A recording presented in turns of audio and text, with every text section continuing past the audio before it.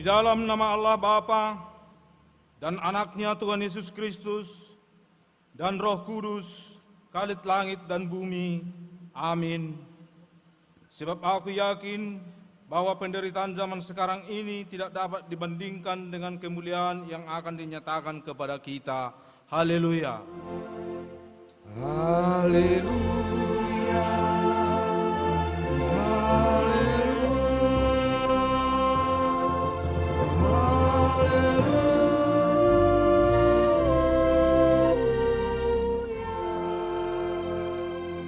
Kita berdoa. Ya Tuhan Allah, Pencipta yang Maha Kuasa, berikanlah kepada kami iman yang hidup dan menghasilkan buah-buah yang nyata dalam perkataan dan perbuatan kami. Perbaharuilah kami senantiasa sebagai ciptaan-Mu yang baru di dalam Yesus Kristus, agar kehadiran dan kehidupan kami menjadi berkat bagi seisi dunia ini. Ingatkanlah kami juga akan tanggung jawab kami terhadap ciptaan-Mu, agar kami tidak bertindak sewenang-wenang menghabiskan sumber-sumber alam yang Engkau anugerahkan kepada kami untuk dikelola dengan penuh tanggung jawab. Ingatkanlah kami juga akan tanggung jawab kami kepada anak cucu kami yang akan mengalami dampak dan akibat tindakan kami terhadap alam ciptaan-Mu. Sebab Engkau telah menebus seisi dunia ini di dalam kematian dan kebangkitan anak-Mu Yesus Kristus, Tuhan dan Penyelamat kami. Amin. Jemaat dipersilahkan duduk kembali. Untuk menyambut pembacaan firman, kita angkat pujian, kita bernyanyi.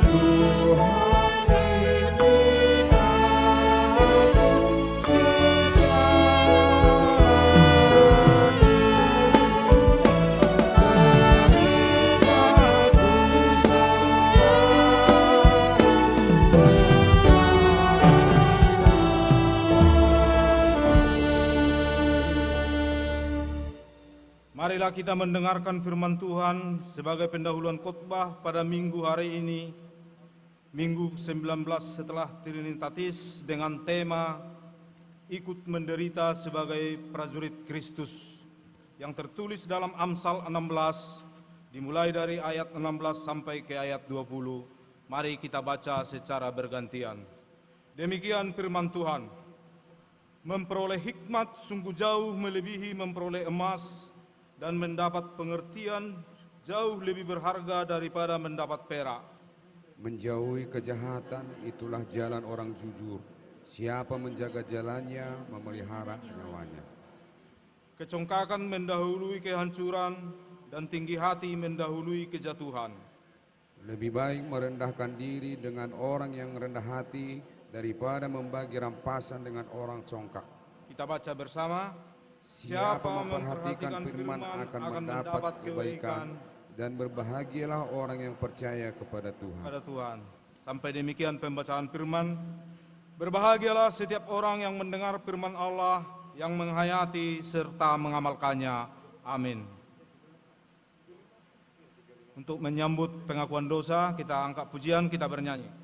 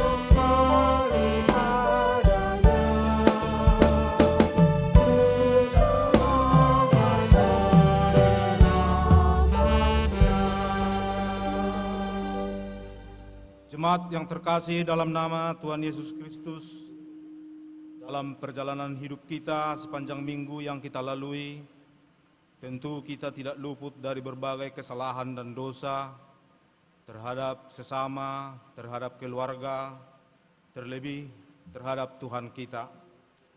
Oleh karena itu, dengan segala kerendahan hati di kesempatan ini, marilah kita datang sujud ke hadapan Tuhan untuk mohon ampun dari segala dosa-dosa kita. Kita mulai berdoa di dalam hati.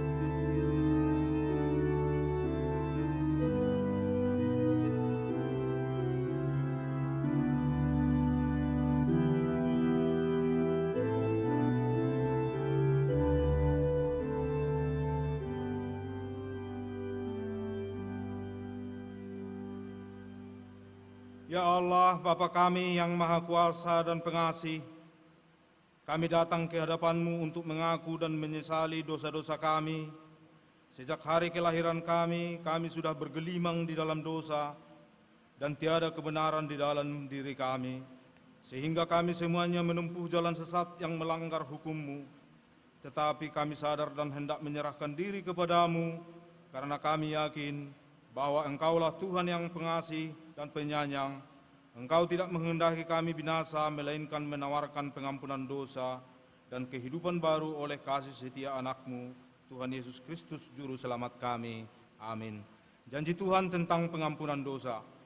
Karena begitu besar kasih Allah akan dunia ini, sehingga Ia telah mengaruniakan anak-Nya yang tunggal, supaya setiap orang yang percaya kepadanya tidak binasa, melainkan beroleh hidup yang kekal. Segala kemuliaan bagi Allah di tempat yang maha tinggi. Amin. Jemaat kami persilahkan duduk kembali. Kita angkat pujian syukur kita puji Tuhan, kita bernyanyi.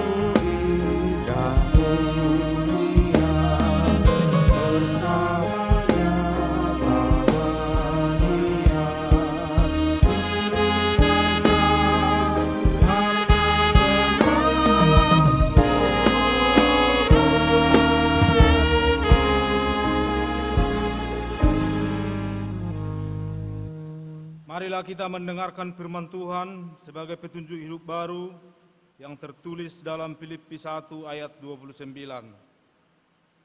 Sebab kepada kamu dikaruniakan bukan saja untuk percaya kepada Kristus, melainkan juga menderita untuk Dia. Sampai demikian firman Tuhan, marilah kita sama-sama memohon kekuatan dari Tuhan.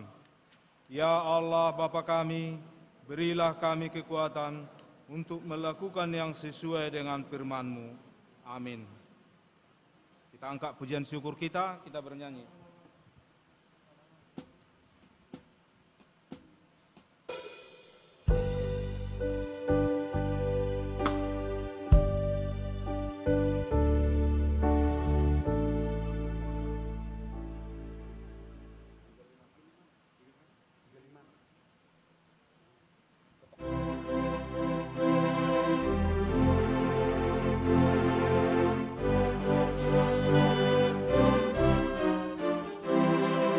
Tinggallah dalam Yesus, jadilah murid-Nya.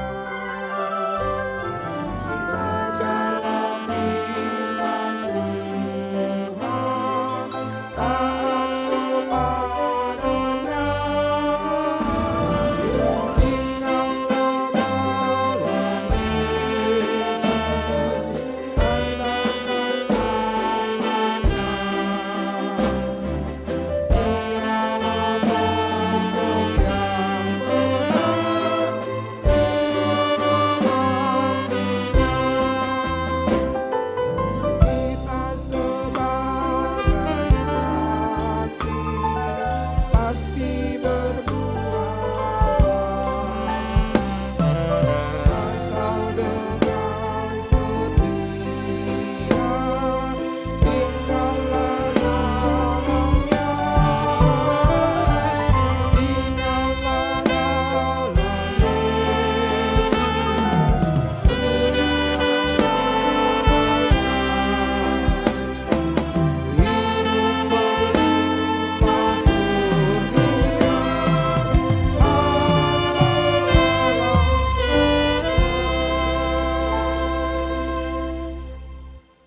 Marilah kita bersaksi mengikrarkan pengakuan iman kita bersama jemaat pada segala abad di seluruh dunia. Kita ucapkan bersama. Aku percaya kepada Allah, Bapa yang Maha Kuasa, Khalid langit dan bumi. Aku percaya kepada Yesus Kristus, Anaknya yang tunggal Tuhan kita, yang dikandung daripada Roh Kudus, lahir dari anak darah Maria, yang menderita di bawah pemerintahan Pontius Pilatus, disalibkan, mati dan dikuburkan, turun ke dalam kerajaan maut, pada hari ketiga bangkit pula dari antara orang mati, naik ke surga, duduk di sebelah kanan Allah, Bapa yang Maha Kuasa, dan akan datang dari sana untuk menghakimi orang yang hidup dan yang mati. Aku percaya kepada Roh Kudus, gereja yang kudus dan am, persekutuan orang kudus, pengampunan dosa, kebangkitan daging, dan hidup yang kekal. Amin. Jemaat dipersilakan duduk kembali. Tambahan berita jemaat pada kebaktian kita malam hari ini, kita ada mengedarkan amplop tadi untuk bantuan gempa bumi yang ada di Tarutung. Bapak Ibu jemaat terkasih, nanti bisa kita taruh di keranjang persembahan yang diletak di pintu keluar. Kalau jemaat kami yang di luar ada di pintu gerbang. Terima kasih. Untuk menyambut pemberitaan sabda Tuhan, kita angkat pujian, kita bernyanyi.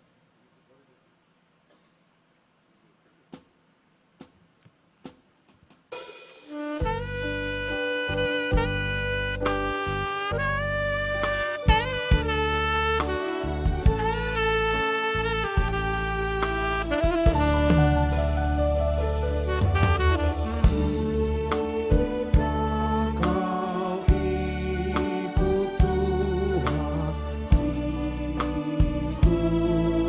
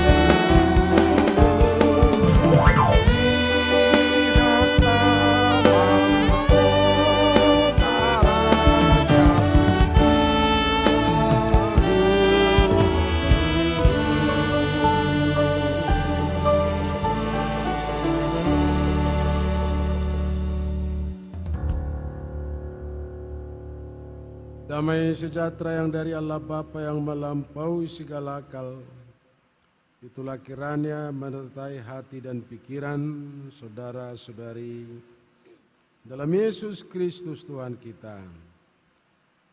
Amin.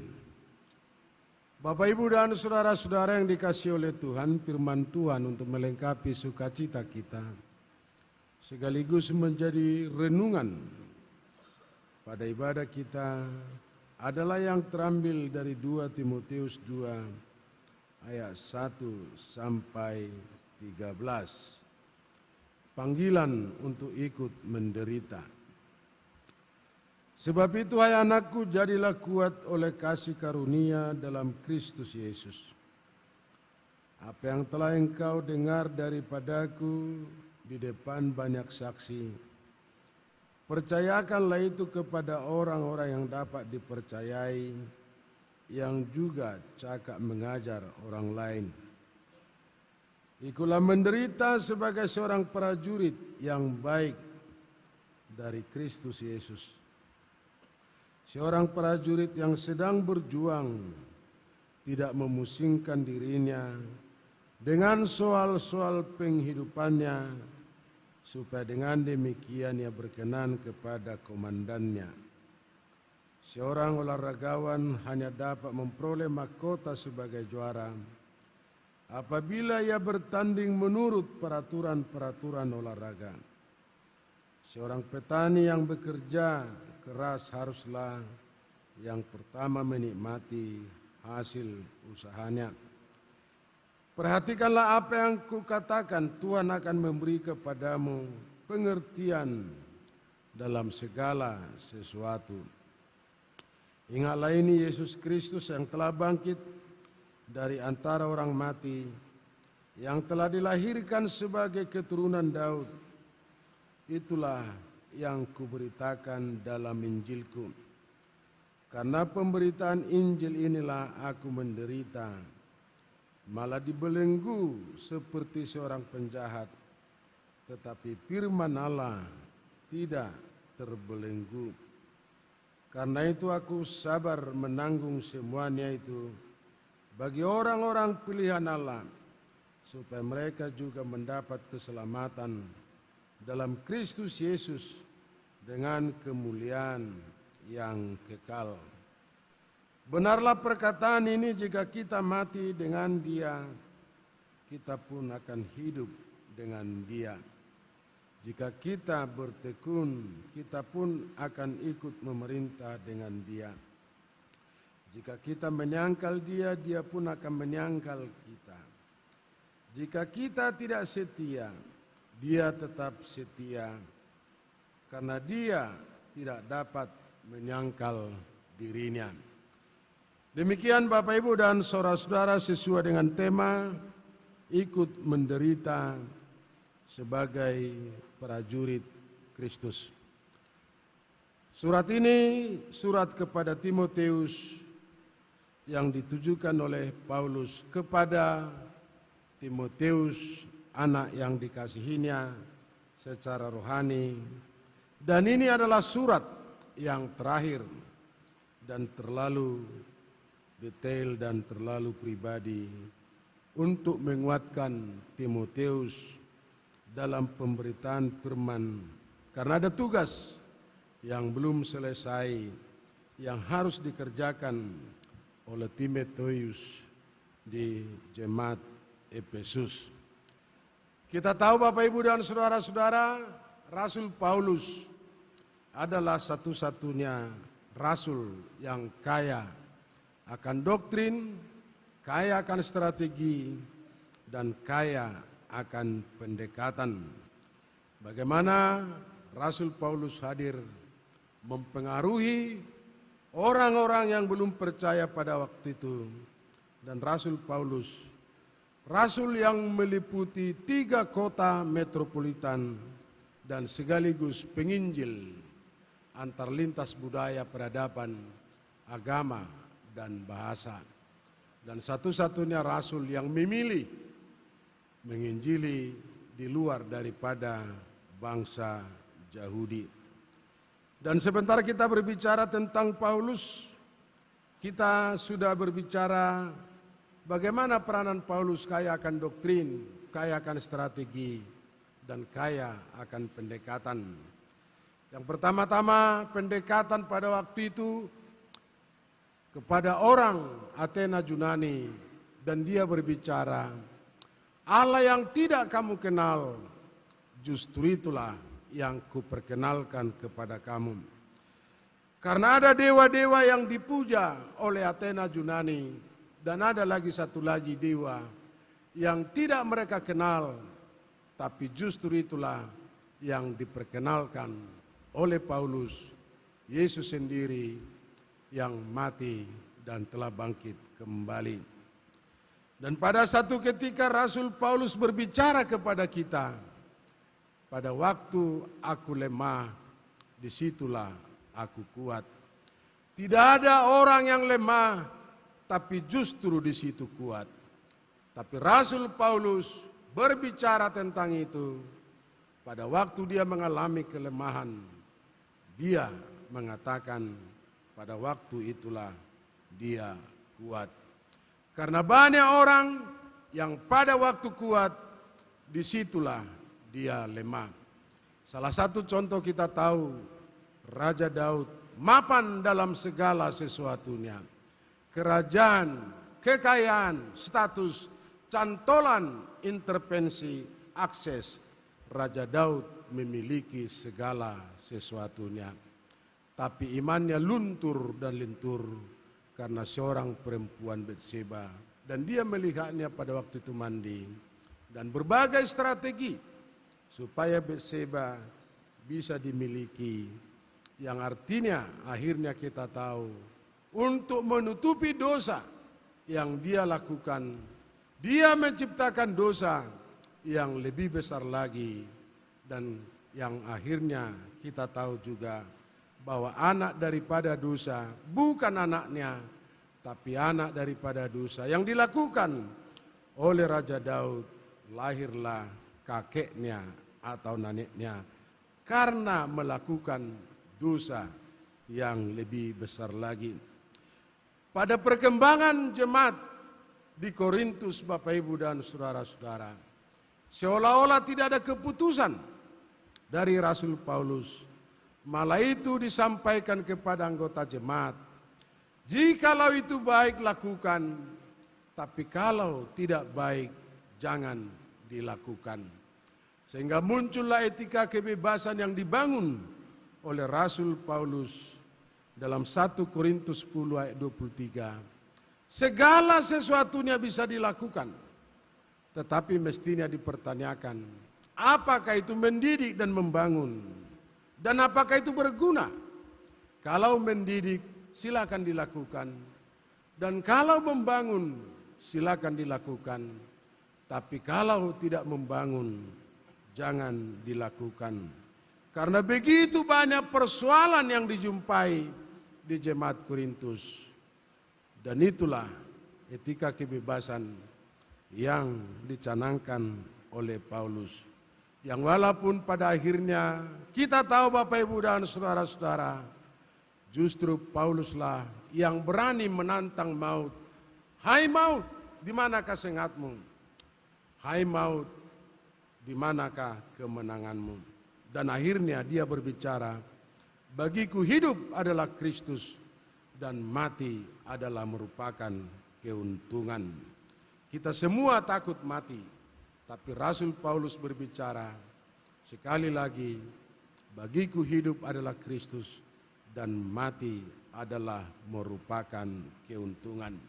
Itulah kepribadian daripada Rasul Paulus yang berani menantang maut, berarti menantang kematian, sekalipun dari semua rasul yang terlalu sering masuk keluar penjara karena pemberitaan firman adalah Paulus. Dan pada saat ini, konteks ini berbicara kepada Timotius. Dan pada saat ini juga, Rasul Paulus berada di penjara di kota Roma. Dan dia berharap penginjilan itu akan tetap berlangsung dan berkelanjutan. Dan dia berbicara kepada Timotius, Karena pengadilan yang dia terima, hukuman yang dia terima, sebenarnya pengadilan itu tidak berjalan. Dan katanya bahwa pengadilan itu lebih buruk daripada sebelum-sebelumnya. Dan dia yakin dia tidak akan keluar lagi dari penjara. Tapi justru dari penjaralah surat ini ditujukan kepada Timotius. Dan katanya, jangan takut, jadilah kuat oleh kasih karunia dalam Kristus Yesus. Perkataan di sini, jangan takut, jadilah kuat Bapak Ibu dan saudara-saudara, karena Timotius sekalipun masih muda, masih belia, tapi kepercayaan yang ditujukan kepada dia oleh Paulus cukup kredibel dan mengharapkan perkembangan jemaat yang sudah dirintis di Efesus itu akan tetap dilanjutkan. Dan biasanya Bapak Ibu dan saudara-saudara, kalau sudah ada kata-kata muda, selalu ada yang mengatakan kurang pengalaman. Biasanya orang yang muda dan ditujukan kepada kata-kata yang muda, kata-kata itu terlalu sering kita dengar dan terlalu sering muncul bagi orang muda, kurang pengalaman, kurang asam garam. Tapi kalaupun sudah tua, kita akan mengatakan sudah ketinggalan zaman. Bapak Ibu dan saudara-saudara, karena begitu peliknya persoalan, figur-figur tertentu yang memberitakan firman Tuhan, sebutan, julukan seperti yang sudah kita dengar bersama, selalu muncul akan kata-kata seperti itu. Kalau pendeta ini memberitakan firman Tuhan, dan kalau Bapak Ibu dan saudara-saudara, kata-kata tadi sering kita dengar, kalau sudah tua ketinggalan zaman. Kalau memberitakan firman Tuhan, lalu selalu ada kata-kata yang kurang pas. Bila pendeta ini hamba Tuhan mencanangkan pembangunan, gak tahan kami Pak Pendeta, hanya membangun. Kalau tidak ada pembangunan, ini pendeta tidak punya gagasan. Bapak Ibu dan saudara-saudara, tidak pernah berhenti di situ. Kalau pendeta ini punya anak terlalu banyak, beban untuk jemaat. Kalau tidak ada anaknya, tidak bisa diteladani menurut hukum adat Batak. Kalau terjadi persoalan di tengah-tengah jemaat, lalu hamba Tuhan atau gembala pendeta mendamaikan, meninggung perasaan. Tapi kalau tidak didamaikan, ini pendeta adalah pengecut. Kalau ikut istri, selalu dikatakan ingin menonjolkan diri. Tapi kalau tidak ikut, tidak mendukung pekerjaan suami. Begitu banyak tantangan, apalagi gereja-gereja Protestan selalu berhadapan dengan kata-kata protes. Kalau tidak diprotes, tidak puas hatinya dan tidak senang. Tapi Rasul Paulus berbicara, jadilah kuat. Karena apa? Karena kasih karunia di dalam Kristus Yesus. Misi itu akan tetap diemban. Sekalipun muda, tugas yang dipercayakan kepada Timotius, bahwa perintisan itu sekalipun banyak ajaran-ajaran yang sesat di tengah-tengah jemaat Efesus, tapi Paulus yakin itu akan tetap berkelanjutan. Sebentar Bapak Ibu dan saudara-saudara, kalau kita berbicara tentang ajaran sesat, dari dulu sampai sekarang pun gereja-gereja tertentu, termasuk kita, bukan hanya dari kita, tapi di luar daripada kita pun masih banyak serangan-serangan terhadap ajaran kekristenan. Dan masalah kebangkitan di Efesus, kebangkitan Tuhan, diragukan oleh jemaat dan anggota jemaat pada waktu itu dan ada tokoh-tokoh tertentu yang memprovokasi bahwa Tuhan yang bangkit itu bukan secara utuh, tidak dengan fisik, tapi hanya rohnya yang bangkit. Tadi kita sudah berbicara tentang ajaran-ajaran yang sesat. Salah satu contoh saya berbicara tentang ajaran sesat. Tapi ini ada dari di luar kita sendiri atau agama yang lain. Katanya orang Kristen 3 Tuhannya, dan seolah-olah Tuhannya itu berkeluarga. Karena apa? Karena ada sebutan Bapa dan sebutan Anak. Walaupun katanya 3 menjadi satu, satu tetapi 3. Dari mana jalannya? 3 tapi 1. Dan dari mana jalannya? Ada sebutan Bapa dan sebutan Anak. Tapi saya mau katakan kepada kita semua, tidak semuanya sebutan Bapa, sebutan Anak harus melalui perkawinan. Bagi kalangan muda menyebut orang tua Bapa tidak menjadi masalah, sekalipun Bapak tadi tidak punya hubungan dengan mama kita di rumah.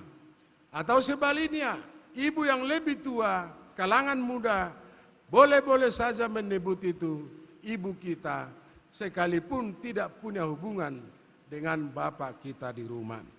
Lalu kita ambil contoh jari jemari ini Bapak Ibu dan saudara-saudara. Ada ibu jari dan ada anak jari. Tapi kepada siapakah ibu jari ini berkeluarga atau melakukan pernikahan sehingga ada anak jari? Anak kunci ada, tapi ibu kunci tidak ada. Lalu kita lihat negara Paman Sam ada, tapi negara Tante Sam pun tidak ada. Hanya negara Paman Sam, tapi tidak ada negara Tante Sam. Maka tidak semua sebutan bapak, ibu, anak harus melalui perkawinan. Begitu banyak serangan-serangan. Dan kita sendiri pun di antara orang Kristen, di antara gereja-gereja tertentu, saling mengklaim dirinya. Kamilah yang paling benar, kamilah yang paling saleh. Kalau gereja kalian selalu makan darah, gereja kami tidak perlu makan darah. Dan itu adalah haram. Padahal kerajaan Tuhan bukan soal makanan dan bukan soal minuman, tapi keadilan, kasih, dan kebenaran. Supaya kita tidak beradu argumen tentang makanan. Karena ada situasi konteks tertentu, Tuhan merubah situasi dan konteks tertentu. Mengenai Sabat, Allah sudah merubah, Yesus sudah merubah itu. Dan dia berbicara, bukan manusia untuk Sabat, tapi Sabatlah untuk manusia. Bahkan dia sendiri mengatakan, aku berkuasa dan akulah Sabat. Mengenai sunat Bapak Ibu dan saudara-saudara, Paulus sudah menggantikan itu dengan hukum kasih. Petrus pada satu ketika, dia melihat tatanan turun dari sorga. Ada berbagai makanan yang haram pada waktu itu, menurut pemahaman orang Yahudi. Dan dia berbicara, Tuhan itu haram. Lalu dia mendengar suara, tidak ada yang haram. Yang keluar dari mulut, itulah yang haram. Tapi yang masuk ke mulut, itu bukan haram. Jadi kalau ada orang mengatakan, kami tidak bisa makan darah. Mana yang tidak berdarah Bapak Ibu dan saudara-saudara? Sandal, selop, sepatu, kuku, dan kursi, itulah yang tidak berdarah. Dan itulah Tuhan mengolah kata menjadi makna dan tidak terletak pada permainan kata-kata.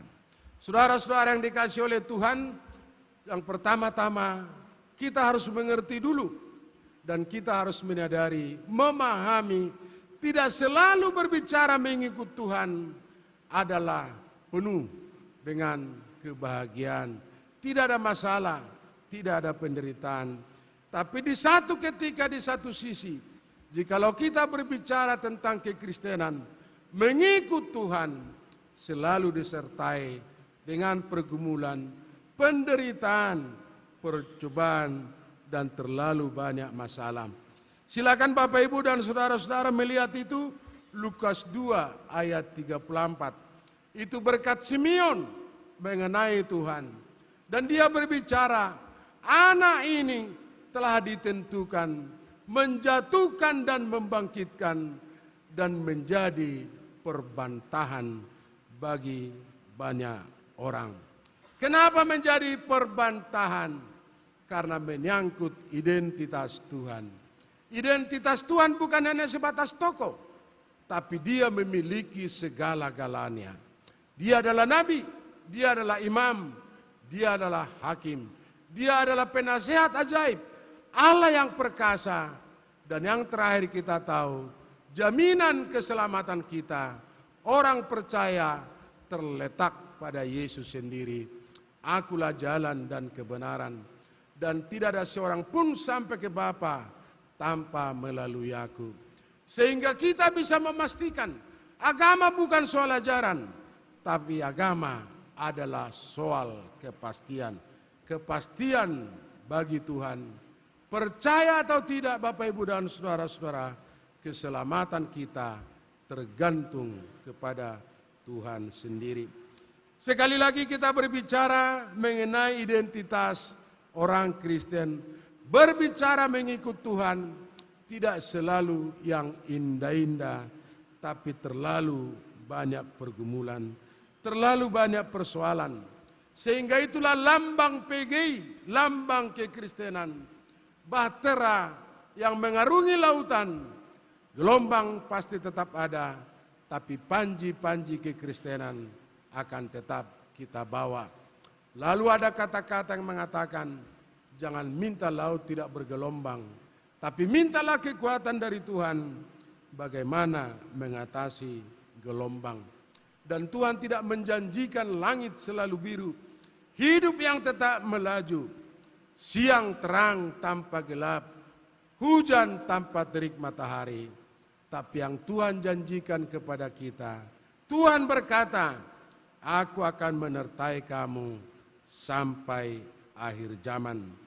Saudara-saudara yang dikasihi oleh Tuhan, Paulus berbicara kepada Timotius dengan berbagai pergumulan yang dihadapi, dan dia semacam olahragawan, prajurit dan petani yang harus melakukan pekerjaan. Karena apa Bapak Ibu dan saudara-saudara? Karena ada hidup baru, ada pengharapan baru, dan ada gairah baru, dan semangat baru, yang katanya, jikalau kau menderita, ingatlah akan Tuhan, yang sudah mati dan bangkit kembali.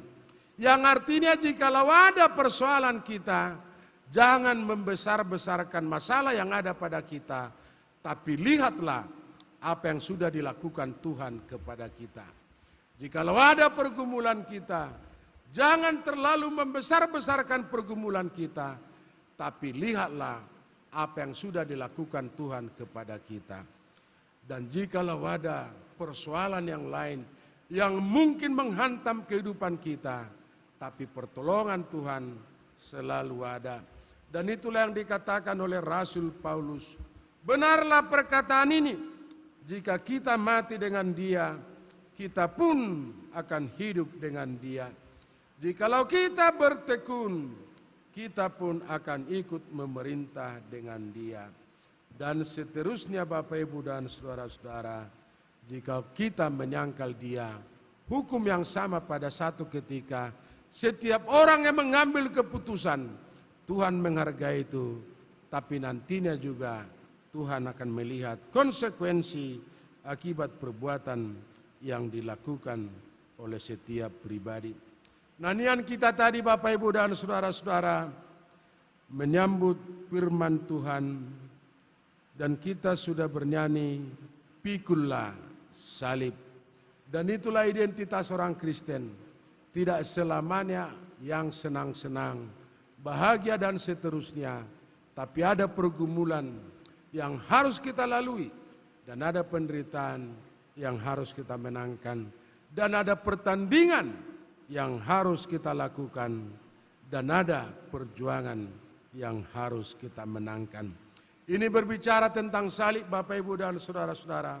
Karena kata Tuhan, setiap yang mengikut aku mestinya memikul salibnya.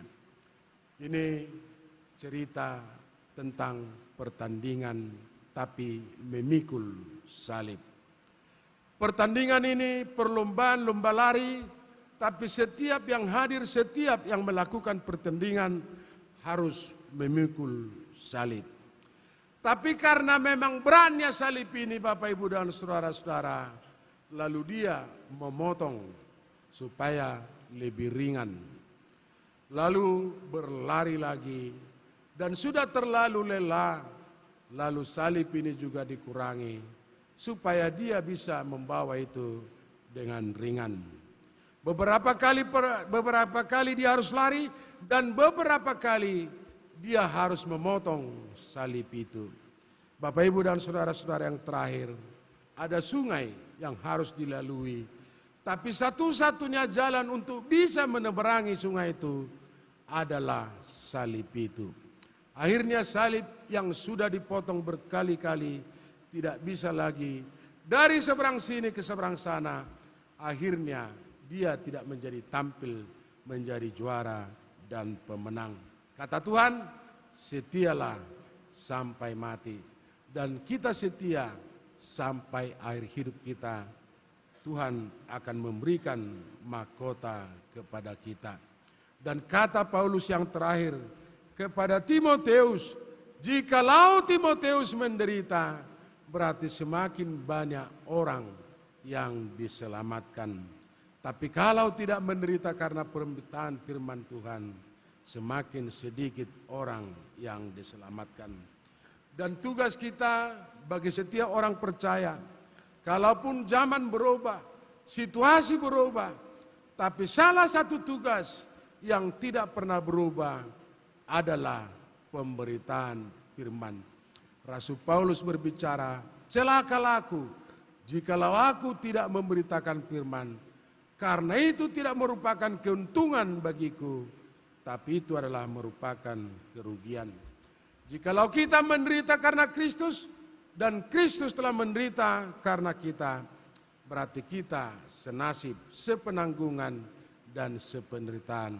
Kita satu dalam kematian Tuhan, kita satu dalam kebangkitan Tuhan, dan kita satu dalam kemenangan Tuhan.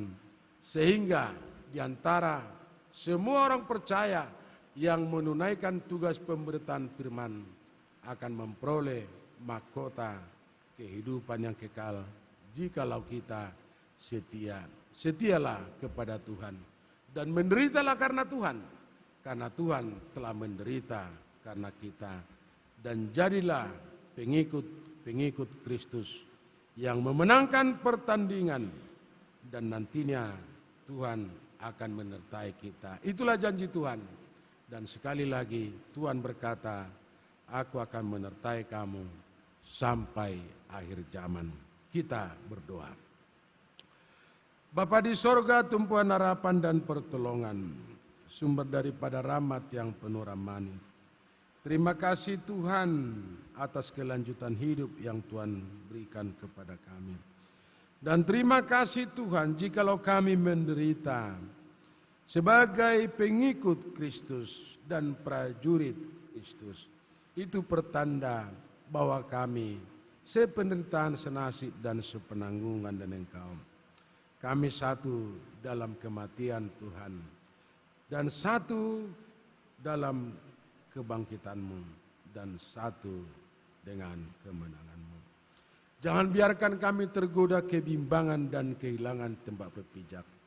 Tapi yakinkan kami dalam pengharapan yang teguh. Supaya kami tahu, sadar, bisa memahami bahwa mengikut Kristus tidak selamanya yang indah-indah dan tidak selamanya yang senang-senang, tapi terlalu banyak pergumulan.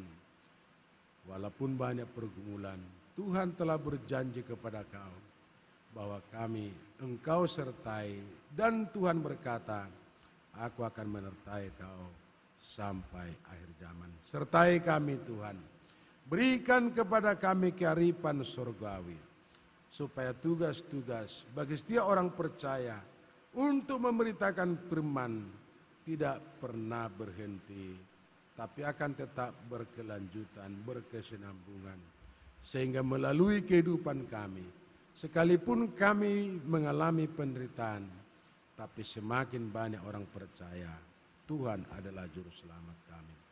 Malam ini juga Tuhan kami serahkan segala kehidupan kami. Biarlah malam ini menjadi malam peristirahatan yang dapat membawa ketenangan jiwa. Dan besok Tuhan bangunkan kami kembali lagi dalam menjejaki gairah hidup yang lebih sempurna dan meraih hidup yang lebih komplit. Terima kasih Bapa di sorga.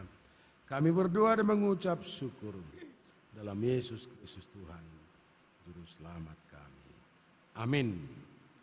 Kita kembali lagi memuji Tuhan dari 376 ayat 1 dan 2, ikut dikau saja Tuhan.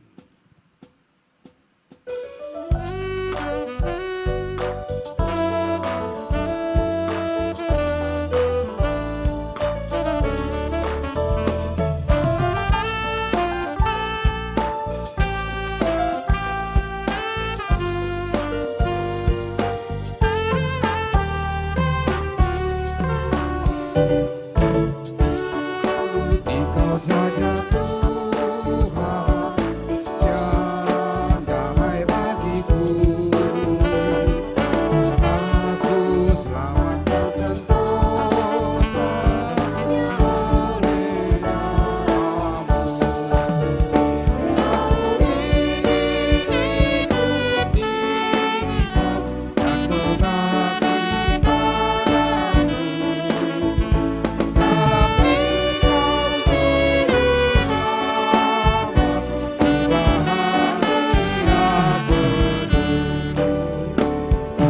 Ikuti kau di sengsara karena janjimu teguh. Atas kuasa kegelapan Tuhan bersama.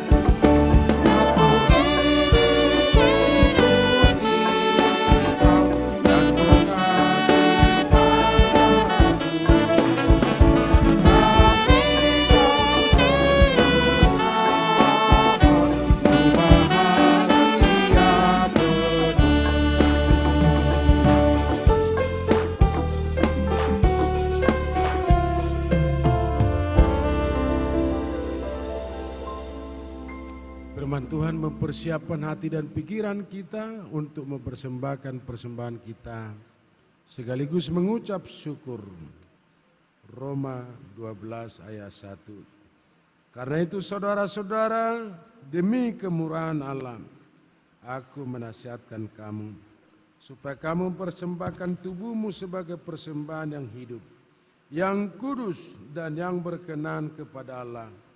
Itu adalah ibadahmu yang sejati. Amin.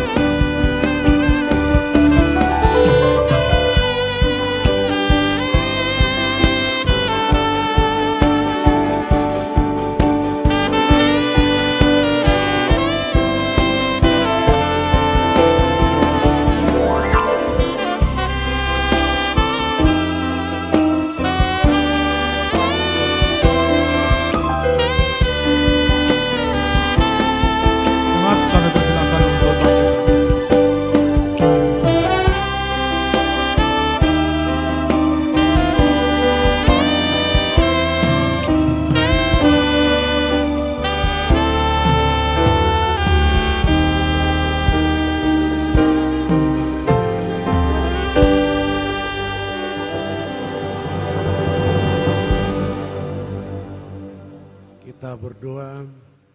Ya Allah Bapa kami yang ada di surga, Engkaulah sumber segala berkat dan rahmat. Kami persembahkan di sini sebagian dari Engkau berikan kepada kami sebagai kurban persembahan kami kepadamu. Adapun yang kami persembahkan, yang kami terima daripadamu, karena siapakah kami sehingga dapat memberi kepadamu. Kasihanilah kami, terimalah kurban persembahan kami ini menjadi dupa yang harum di hadapan-Mu. Berkati dan peliharalah, agar kami menggunakan persembahan untuk kejayaan kerajaan-Mu di tengah gereja-Mu di seluruh dunia ini. Bukalah hati kami dengan Roh-Mu yang kudus itu, agar kami senantiasa mengucapkan terima kasih kepadamu. Dalam nama Yesus Kristus Tuhan kami. Amin. Beri persembahan pada Tuhanku,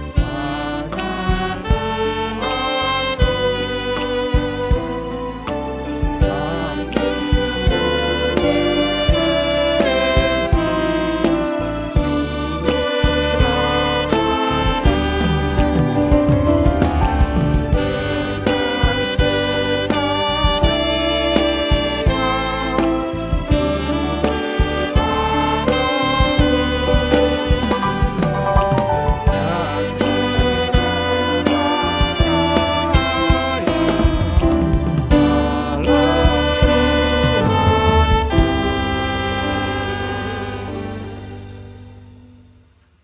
Bapa kami yang di sorga, dikuduskanlah namamu, datanglah kerajaan-Mu, jadilah kehendak-Mu di bumi seperti di sorga.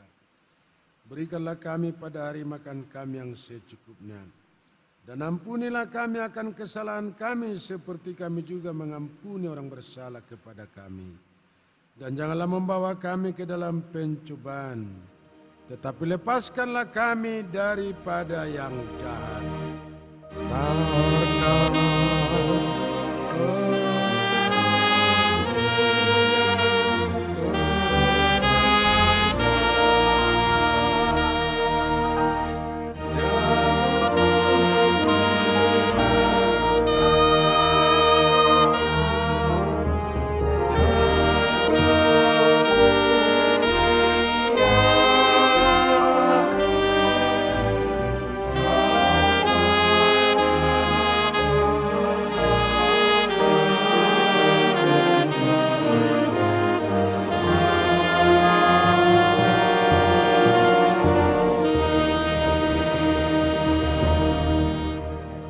Terimalah berkat dari Tuhan dan pulanglah dengan damai.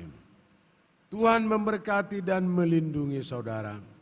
Tuhan menyinari saudara dengan wajah-Nya dan memberi saudara kasih karunia. Tuhan menghadapkan wajah-Nya kepadamu dan memberi engkau damai sejahtera.